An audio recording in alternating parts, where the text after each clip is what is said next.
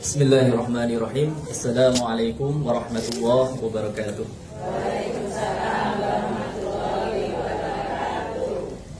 Innal hamdalillah nahmaduhu wa nasta'inuhu wa nastaghfiruh wa na'udzu billahi min shururi anfusina wa min sayyiati a'malina. May yahdihillahu fala mudilla lahu wa may yudlil fala hadiya lahu. Asyhadu an la ilaha illallah wahdahu la syarika lahu wa asyhadu anna Muhammadan abduhu wa rasuluh la nabiyya wa la rasula ba'd. Jamaah majelis ta'lim Dusun Garas ingkang dirahmati Allah. Alhamdulillah, kita haturkan puji syukur pada Allah Subhanahu wa taala atas nikmat yang Allah berikan berupa kesehatan dan waktu luang. Kanjeng Nabi SAW bersabda, "Ni'matani maghbunun inda kasratin minan nas." Ada dua perkara yang sering dilupakan oleh kebanyakan manusia, yaitu waktu luang dan kesehatan. Alhamdulillah, pada kesempatan ini kita semuanya dalam keadaan sehat sehingga bisa menghadiri undangan yang mulia ini. Semoga semua yang kita niatkan ini menjadi tabungan amal soleh kita kelak di yaumil akhir. Amin. Ibu-ibu, bapak-bapak, dan jamaah yang dimuliakan Allah, mohon izin berbagi ilmu sedikit terkait tentang kunci untuk mewujudkan rumah tangga yang samarak. Istilah samarak niki sampun ngertos gitu nggih. Samarak, sakinah, mawadah, warahmah. Jadi sakinah niku tentram, ayem. Kemudian mawaddah, penuh rasa cinta. Yang ketiga warahmah, penuh kasih sayang. Jadi barangkali ada di antara kita semuanya yang sudah menikah 5 tahun, ada yang sudah menikah 10 tahun, bahkan ada yang berpuluh-puluh tahun ya. Namun apakah kita selama ini sudah mewujudkan keluarga kecil kita itu sehingga menjadi keluarga yang bervisikan surga, yaitu harapan sesuai yang Allah Subhanahu wa taala firmankan dalam surah Ar-Rum. Setiap ada manten itu biasanya sering kita dengarkan, Bu, dalam surah Ar-Rum. Wa min ayatihi an khalaqalakum min anfusikum azwajan litaskunu ilaiha wa ja'ala bainakum mawaddatan wa rahmah inna fi dzalika laayatin liqaumin yatafakkarun. Ayat dalam surah Ar-Rum ini menunjukkan bahwasanya kalau kita ingin mewujudkan rumah tangga yang bervisikan surga sehingga kita nanti akan mendapatkan sakinah, mawadah, warahmah, maka dalam syariat Islam kita diajarkan oleh Nabi kita kiat-kiat ataupun kunci-kunci supaya rumah tangga kita bisa samarak.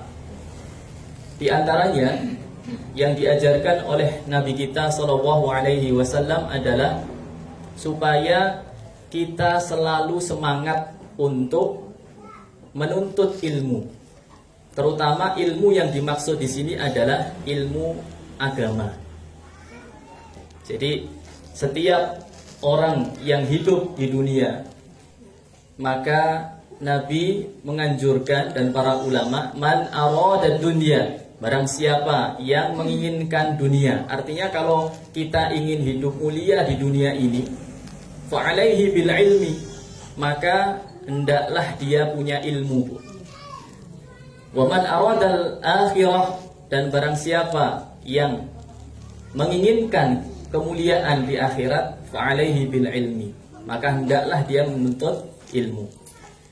Wa man aradahuma fa'alaihi bil ilmi, dan barang siapa yang menginginkan kedua-duanya, artinya kita hidup di dunia ingin tentram, kemudian di akhirat nanti juga akan masuk surganya Allah, maka disitulah ya kita semuanya diharapkan untuk mewujudkan keluarga kecil kita dengan anjuran-anjuran Rasul, diantaranya terus giat untuk menuntut ilmu.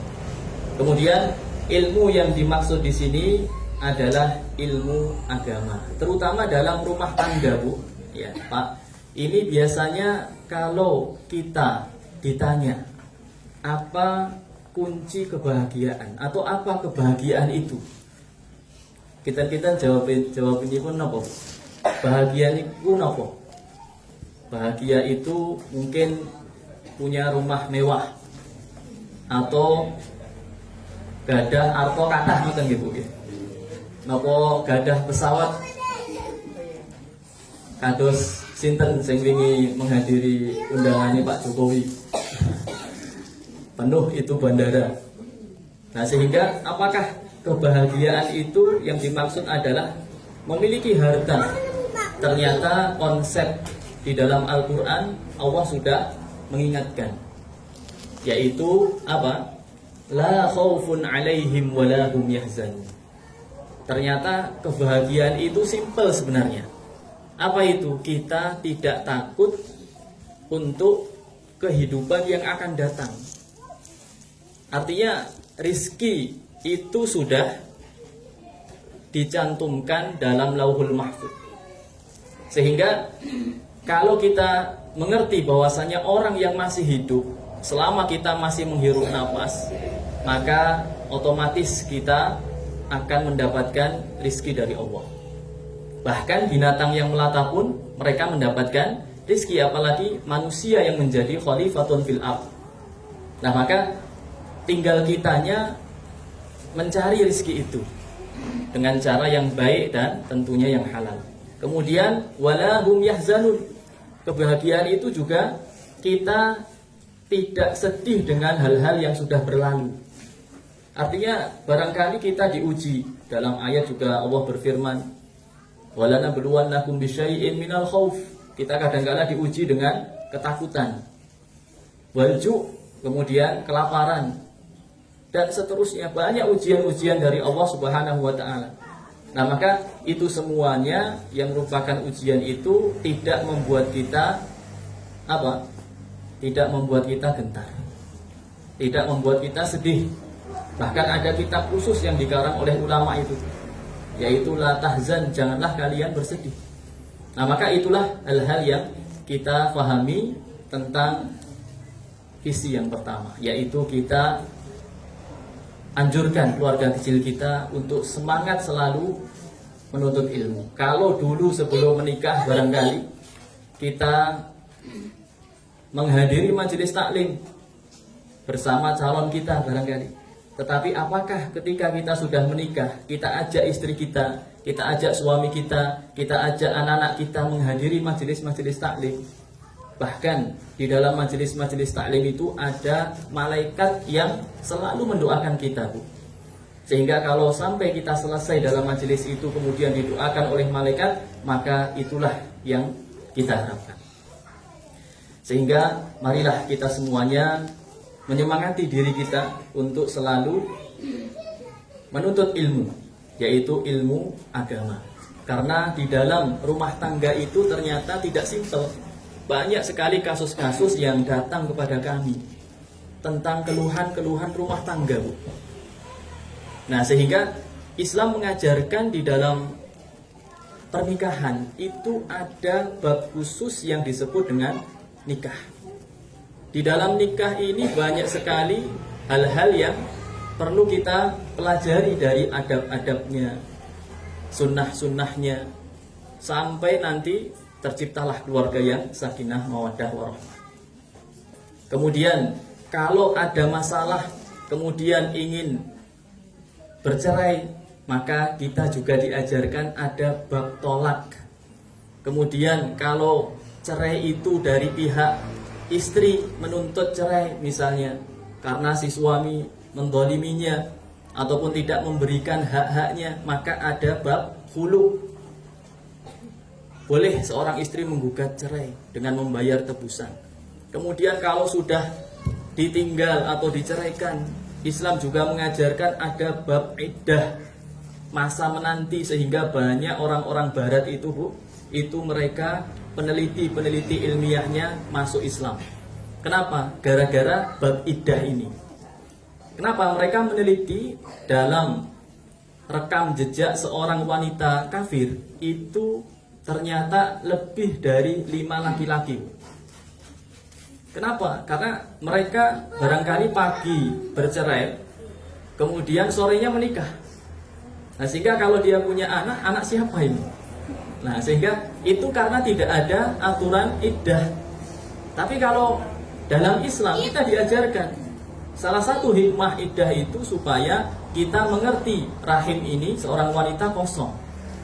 Nah, sehingga itulah ajaran ilmu yang diajarkan oleh Nabi kita.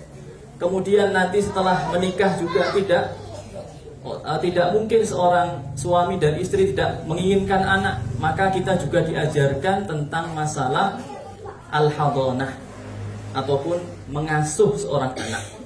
Kemudian kalau kita mengasuh, otomatis ada kewajiban kita masalah nafkah.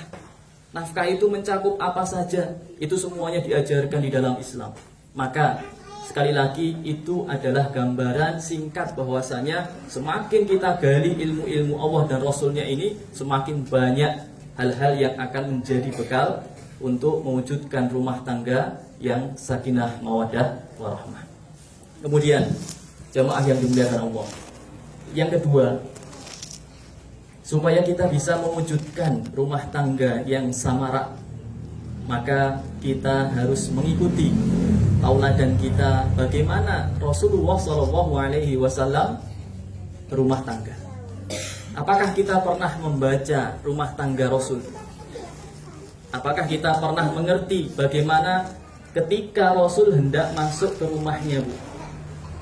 Ternyata Rasul ajarkan dalam hadis itu, beliau menyampaikan khairukum li ahlihi, sebaik-baik kalian itu adalah yang paling baik perilakunya kepada keluarganya.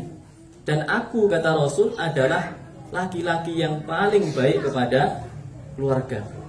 Ini adalah sabda Rasul, mengingatkan kita ternyata untuk mewujudkan rumah tangga yang samarak kita harus meneladani Rasul. Contohnya, ketika Rasul masuk rumah, kira-kira kalau kita masuk rumah, Bu, itu apa yang pertama kita lakukan? Salam, ya. Tapi ternyata Rasul sebelum salam itu bersiwak, Bu. Masya Allah. Itu adalah adab yang beliau ajarkan. Jadi sebelum masuk ke rumah, beliau itu bersiwak dulu. Barangkali mungkin habis jajan, kalau sekarang ya kan, habis jajan ataupun kita di kantor mungkin bagaimana ya, kemudian setelah pulang otomatis mulut itu dalam keadaan bau. Maka Rasul ajarkan kepada kita, pertama masuk rumah itu Rasul bersiwak. Nah, maka silahkan, Bu, ya, siwak ini luar biasa. Bahkan baginda Nabi, Kanjeng Nabi niku sedane teng pangkuane Aisyah setelah melakukan siwak. Masya Allah, masih menyempatkan dirinya untuk membersihkan mulut dan giginya sebelum beliau dicabut nyawanya oleh malaikat.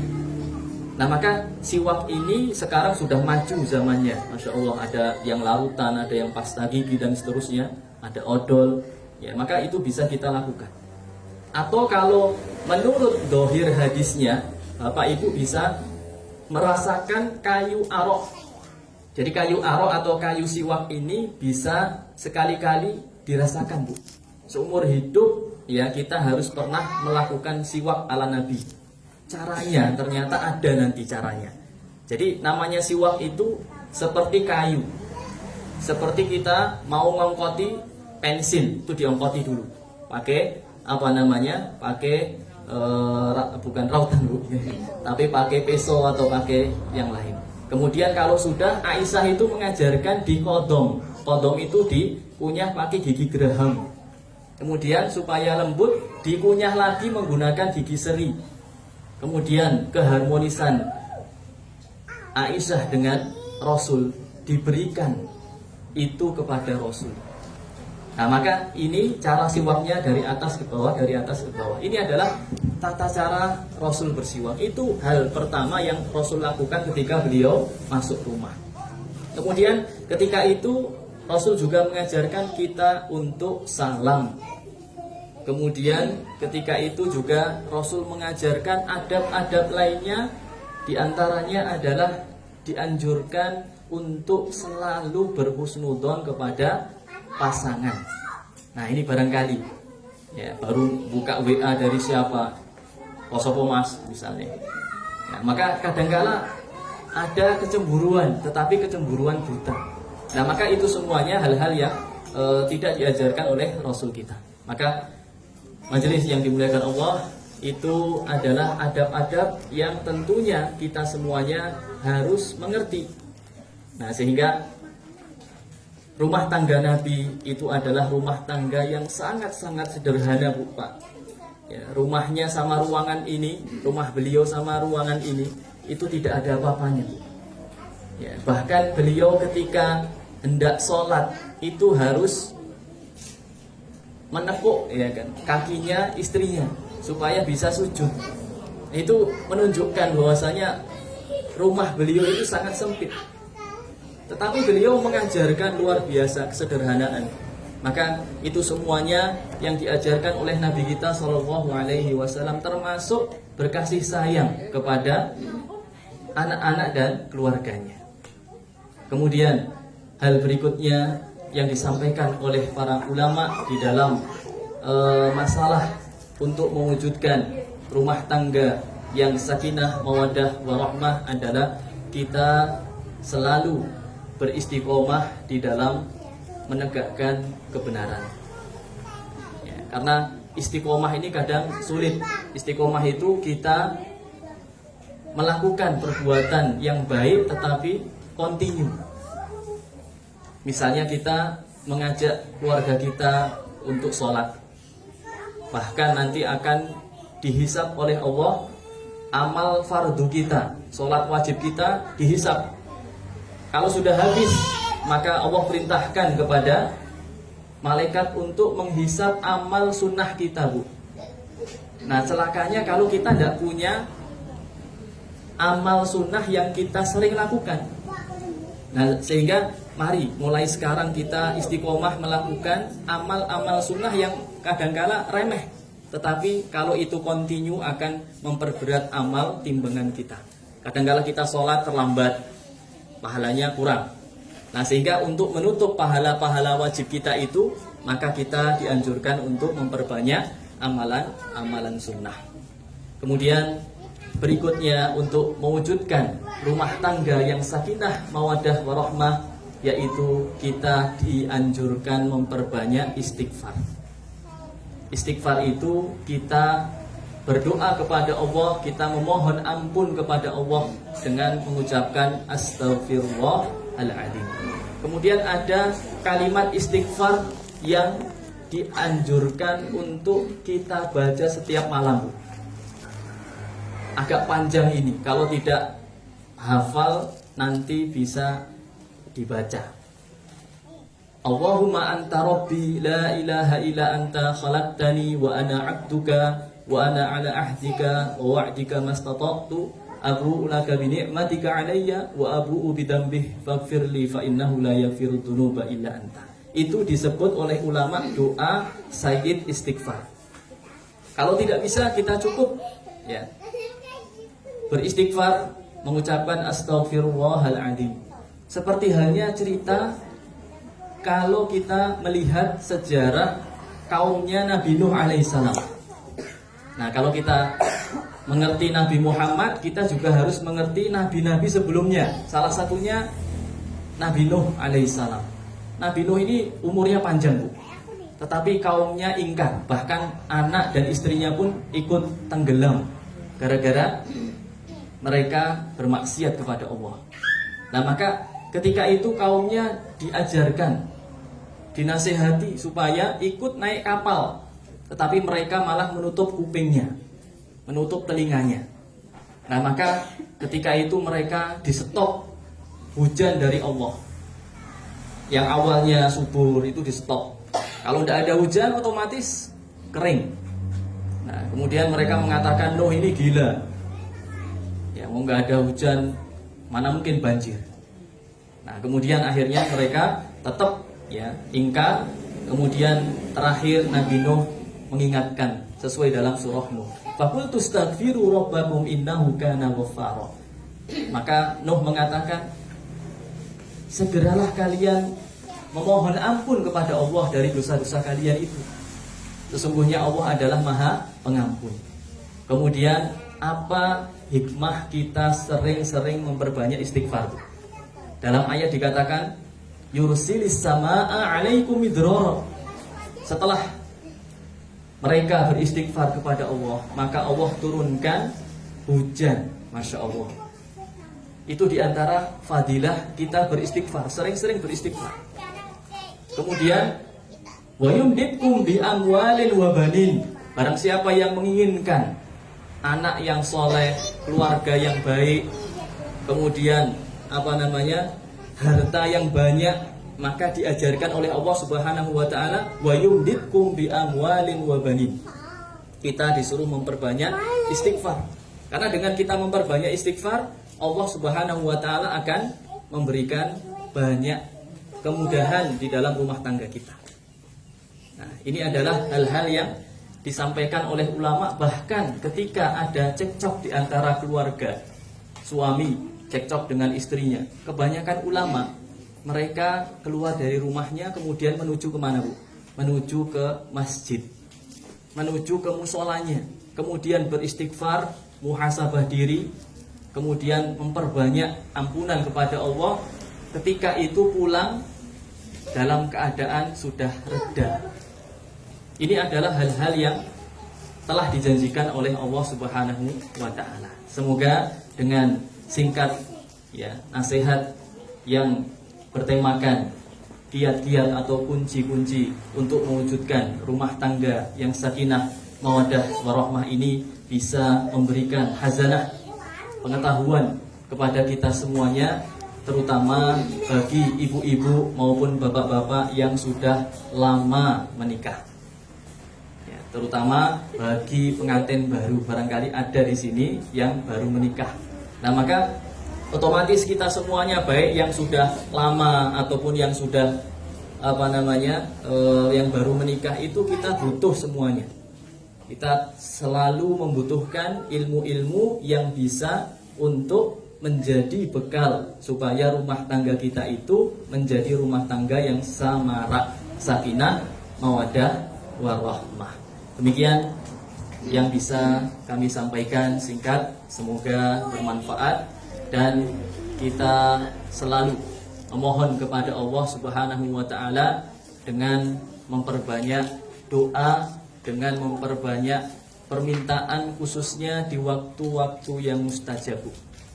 Jadi barangkali kalau kita sudah berusaha selama ini bekerja untuk menafkahi keluarga kita, tetapi kalau kita lupa berdoa kepada Allah, barangkali Allah belum berikan rezeki kepada kita. Nah, sehingga doalah di waktu-waktu yang mustajab, ketika sujud, ketika sepertiga malam, ataupun ketika ada yang umroh di multazam, ataupun di raudhah, ataupun di tempat-tempat lainnya yang di muka bumi ini diijabahi doanya. Terutama kita mohon doa dari orang tua kita, dari orang-orang soleh, dari alim ulama. Semoga semua itu bisa mewujudkan visi keluarga kita, bervisikan surga. Barakallahu fikum jami'an. Mohon maaf atas segala khilaf. Kurang lebih kami sampaikan. Jazakumullahu khairan. Wassalamualaikum warahmatullahi wabarakatuh.